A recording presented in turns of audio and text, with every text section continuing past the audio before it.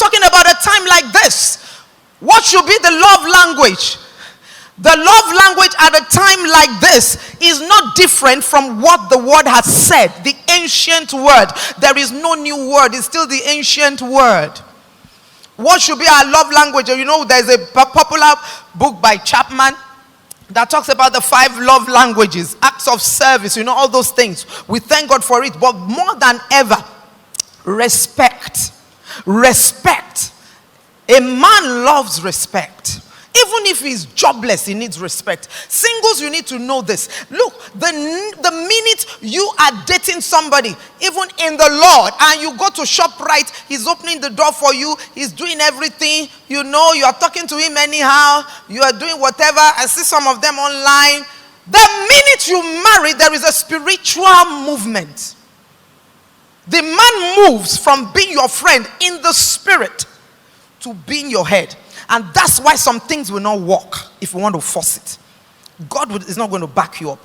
And so, the man must know that once God has put you in a place of authority, you have to deliver on your responsibility. A man that has to be respected must deliver on the responsibility to love. A man that must be respected, one is not dependent on the other, but we must all fulfill our role. A man needs respect. Treat your husband with respect. Men crave respect. And so you have to be intentional. Sometimes, you know, we get carried away as women. If my husband is here and I'm not careful and I want to carry something there and he's walking, I want him to help me carry something and people are around and I am not intentional. And I just forget. And I said, S. And he didn't hear. Anybody passing with just a S. Somebody is calling you, right or wrong. But if I say honey, sweetheart, immediately, whoever wants to interfere will know that this person is in a place of respect. Please, let us couch the way we address our spouses with respect. Very important. And wives and husbands they have the responsibility to love. But let me quickly go through the woman. The 4 things you need to do. Your language at this time. Respect. Your husband may be working in the house because that's now a lot of people are working at home. He puts a lot of burden on you. Don't disrespect your husband by not caring for him and exposing him. You may not be able to do everything. You may be a career person, but the responsibility is still on you to make sure some things are done. Number 2, be creative about love making as a woman. The older you grow, I tell women, you know, I run a ministry for women. I have older women. And I have a passion for more women who are elderly. You see, there's something called midlife crisis. Midlife. It brings a lot of things. A man can get to a point where he has so much money that there's nothing you can say or do that will move him. He might have passed through the stage where he's managing money. God has blessed him. And so, at that time, you just have to be very sensitive because that's when the devil will bring all sorts of temptation. So, you have to guard your marriage bed, especially at that time, because the temptation is always a lot on the man.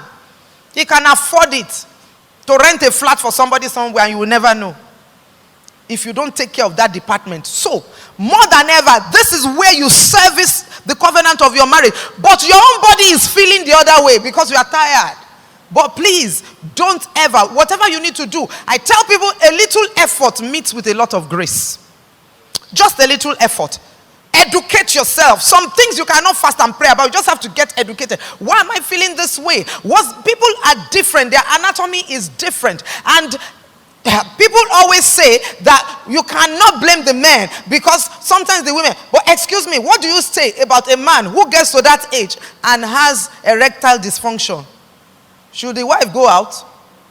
No. So there is no excuse for anybody to go out. I've seen men who have had diabetes and it has affected them sexually and their wives are still sexually active.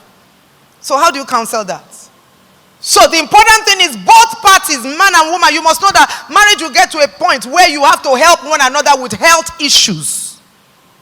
It is not the time for somebody to run out because I'm a man. What of the woman?